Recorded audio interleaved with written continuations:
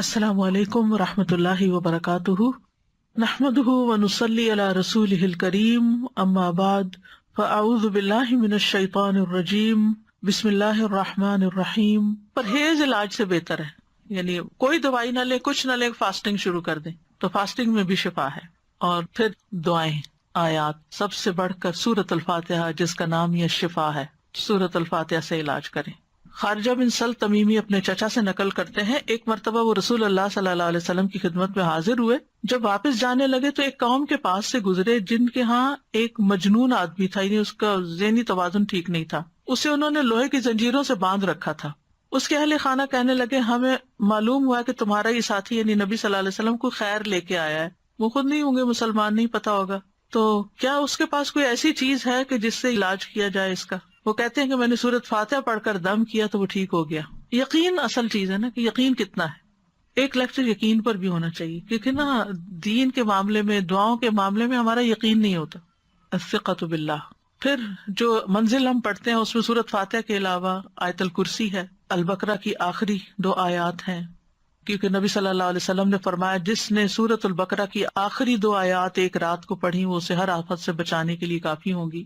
اور آیت الکرسی کا تو فائدہ آپ کو معلوم ہی ہے۔ پھر معوذات ہیں، قل هو اللہ احد، قل اعوذ برب الفلق، قل اعوذ برب الناس۔ نبی صلی اللہ علیہ وسلم نے فرمایا صبح اور شام 3 بار معوذات کہہ لو تو یہ ہر چیز سے تمہیں کفایت کریں گی۔ پھر یہ دعا جو کل میں نے آپ کو بتائی تھی، انی مسنی الضر وانت ارحم الراحمین۔ اور اگر وسوسے آ رہے ہیں بہت اور بے چینی ہے اور دل پریشان ہے تو انی مسنی الشیطان بنصب وعذاب، کہ شیطان نے مجھے سخت تکلیف اور عذاب میں ڈال رکھا ہے، یعنی وسوسوں اور نیگیٹو تھنکنگ کی وجہ سے۔ حضرت ایوب علیہ السلام کا حال یاد کر کے اور پھر انت ارحم الراحمین بھی کہیں ساتھ، اور پھر ایوب علیہ السلام کا انداز جو ہے نا دعا کا وہ بڑا خوبصورت ہے، وانت ارحم الراحمین، اور اپنے حال کا ذکر کیا کہ اللہ میں تکلیف میں ہوں، آپ جانتے ہیں۔ تو ہم اس طرح بھی دعائیں کر سکتے ہیں، یا اللہ آپ نے ایوب علیہ السلام کو صحت دی تھی، یا اللہ آپ نے زکریا علیہ السلام کو بیٹا دیا تھا، یا اللہ آپ نے یوسف علیہ السلام کو لوٹا دیا تھا، یا اللہ آپ نے موسیٰ علیہ السلام کی حفاظت کی تھی، یا اللہ آپ میری یہ تکلیف دور کر دیں۔ سورۃ الانبیاء میں وہ اتنی خوبصورت دعائیں پڑھتے ہیں تو دل پگھلتا ہے، سارے انبیاء کی جو دعائیں قبول ہوتی گئیں ان کا واسطہ دے کر کے اللہ آپ نے ان سب کی دعائیں قبول کی، آپ میری بھی دعا قبول کریں اور میری یہ تکلیف دور کر دیں۔ اور پھر یہ ہے کہ جیسے نیک لوگ اللہ سے اچھا گمان رکھتے تھے، ابراہیم علیہ السلام نے کہا وَإِذَا مَرِضْتُ فَهُوَ يَشْفِينِ، وہ مجھے شفا دیتا ہے جب میں بیمار ہوتا ہوں۔ یہ یقین ہو اور پھر اس طرح شفا مانگے اللہ سے کہ اللہ تعالیٰ آپ کے ہاتھ میں شفا، بیدک الشفا۔ پھر وہ جو مسنون دعائیں گرین کارڈ کی ہیں، امسح البأس رب الناس بیدک الشفا، لا یکشف الکرب الا انت، اے لوگوں کے رب تکلیف دور کر دے، تیرے ہی ہاتھ میں شفا ہے، تیرے سوا اس کو کوئی دور کرنے والا نہیں۔ نبی صلی اللہ علیہ وسلم بیمار پر ان الفاظ کے ساتھ دم کیا کرتے تھے۔ اور پھر ایک اور روایت میں آتا ہے، انس رضی اللہ عنہ کہتے ہیں کہ میں تم پر وہ دعا پڑھ کر کیوں نہ دم کروں جسے رسول اللہ صلی اللہ علیہ وسلم پڑھتے تھے۔ تو حضرت ثابت کی طبیعت خراب تھی تو انہوں نے کہا ضرور کیجیے، تو حضرت انس نے ان الفاظ کے ساتھ دم کیا، اللہم رب الناس مذہب البأس اشفی انت الشافی لا شافی الا انت شفاء لا یغادر سقما۔ پھر اسی طرح یہ ہے کہ اگر کوئی جل جائے تو اس کا علاج نبی صلی اللہ علیہ وسلم نے کس طرح کیا۔ ایک خاتون کہتی ہیں کہ میں حبشہ سے واپس آ رہی تھی، مدینہ سے کچھ فاصلے پر تھی، تو کھانا پکانا شروع کیا، لکڑیاں ختم ہوئی تو لکڑیوں کی تلاش میں نکلی تو بچے نے ہانڈی اپنے اوپر گرا لی اور وہ بازو پہ گر گئی اور وہ جل گیا۔ تو وہ پھر لے کے نبی صلی اللہ علیہ وسلم کی خدمت میں حاضر ہوئی، کہا اللہ کے رسول صلی اللہ علیہ وسلم میرے ماں باپ آپ پہ قربان، یہ محمد بن حاتم ہیں اور ان کے ساتھ یہ ہوا ہے۔ تو آپ نے اپنا لعاب دہن ڈالا اور سر پہ ہاتھ پھیرا اور برکت کی دعا کی، اور اس جلی ہوئی جگہ پر لعاب دہن ڈالتے جاتے تھے اور ساتھ یہ دعا پڑھتے تھے، اذہب البأس رب الناس واشفی انت الشافی لا شفاء الا شفاؤک اشفی شفاء لا یغادر سقما۔ اور پچھلے دنوں ایک پوسٹ آپ نے بھی شاید دیکھی ہو جس میں وہ کوئی حکیم یا طبیب ایسی ریکمینڈ کرتا ہے کہ اگر کوئی شخص صبح کے وقت اپنا پہلا لعاب اپنی آنکھوں کے اندر لگاتا ہے تو اس کی آنکھوں کی بینائی تیز ہو جاتی ہے اور بیماریاں دور ہوتے ہیں۔ بہرحال لعاب کے اندر بھی اللہ نے شفا رکھی ہے. اور پھر اسی طرح خود کو تکلیف ہو، اور یہ تو میں نے بہت دفعہ آزمایا ہے کہ درد کی جگہ پر ہاتھ رکھ کے انسان 3 دفعہ بسم اللہ پڑھے اور 7 دفعہ اعوذ بعزت اللہ وقدرتی من شر ما اجد واحاذر. بہت ہی خوبصورت دعا ہے اور بہت جلد تکلیف دور ہوتی ہے. خاص طور پہ اگر گھٹنوں وغیرہ میں تکلیف ہے تو آپ ان کو کلونجی کے آئل سے رب بھی کرتے جائیں اور یہ دعا پڑھتے جائیں تو انشاءاللہ ٹھیک ہو جائیں گے. پھر اسی طرح اگر کہیں پھوڑا پھنسی ہے چھوٹا موٹا تو اس پر نبی صلی اللہ علیہ وسلم یہ دعا پڑھتے تھے، بسم اللہ تربت اردنا بریقت بادنا لیشفا بہ سقیمنا باذن ربنا. اللہ کے نام کے ساتھ ہماری زمین کی مٹی، یعنی جس زمین پہ انسان رہتا ہے وہیں کی مٹی لے سکتا ہے اگر مدینہ کی مٹی نہ ہو. ہمارے رب کے حکم سے ہم میں سے بعض کے لعاب کے ساتھ ہمارے بیمار کو شفا دی جائے. یعنی وہاں پر کوئی بڑی بڑی فارمیسیز نہیں تھی، کوئی اور علاج کے لیے ہاسپٹل نہیں تھے، تو یہی چیزیں جو تھیں نبی صلی اللہ علیہ وسلم نے عملاً کر کے دکھائیں اور لوگوں کو فائدہ بھی پہنچا. تو نبی صلی اللہ علیہ وسلم کسی کے جسم پر کوئی پھوڑا، کوئی زخم، کوئی تکلیف ہوتی تو لعاب کے ساتھ مٹی لگا کے اس جگہ پر لگا دیتے تھے. اور راکھ کا لگانا جو ہے، آپ صلی اللہ علیہ وسلم کو جب جنگ احد میں آپ کو تکلیف پہنچی تھی تو حضرت فاطمہ نے چٹائی جلا کے اس کی راکھ جو تھی وہ وہاں لگا کے تو پٹی کی تھی، تو اس میں بھی اللہ تعالیٰ نے شفا رکھی ہے. اور پھر اسی طرح تکلیف اور پریشانی کے وقت کی جو عام دعائیں ہیں وہ بھی پڑھنی چاہیے. یا حیو یا قیوم برحمتک استغیث اللہ اللہ ربی لا اشرک بہ شیئا. پھر اسی طرح لا الہ الا انت سبحانک انی کنت من الظالمین.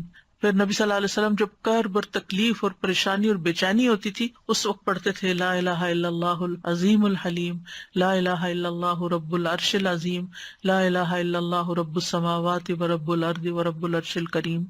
یعنی عرش سب سے بڑی چیز ہے نا مخلوقات میں سے، تو اس کے رب کا واسطہ دے کر پھر دعا کرتے تھے. پھر اسی طرح عافیت کی دعائیں بھی مانگنی چاہیے کہ اللہ تعالیٰ بیماریوں سے محفوظ رکھ، خاص طور پر جب کوئی وبا وغیرہ پھیلی ہو یا آپ کسی بیمار کو دیکھیں یا ہاسپٹل میں جائیں یا کسی کی تیمارداری کرنے جائیں. ویسے بھی صبح شام 3 دفعہ اللہم عافنی فی بدنی، اللہم عافنی فی سمعی، اللہم عافنی فی بصری، لا الہ الا انت. پھر اللہم انی اعوذ بک من زوال نعمتک وتحول عافیتک وفجاءۃ نقمتک وجمیع سخطک. اے اللہ بے شک میں تیری پناہ لیتا ہوں اس بات سے کہ تیری دی ہوئی کوئی نعمت مجھ سے چھن جائے اور تیری دی ہوئی عافیت پلٹ جائے اور کوئی ناگہانی عذاب آ جائے، اور میں تیری تمام ناراضگیوں سے تیری پناہ لیتا ہوں. اور پھر اللہم انی اعوذ بک من جہد البلاء ودرک الشقاء وسوء القضاء وشماتۃ الاعداء. اے اللہ بے شک میں تیری پناہ مانگتا ہوں سخت مصیبت، بدبختی لاحق ہونے، بری تقدیر اور دشمنوں کے خوش ہونے سے.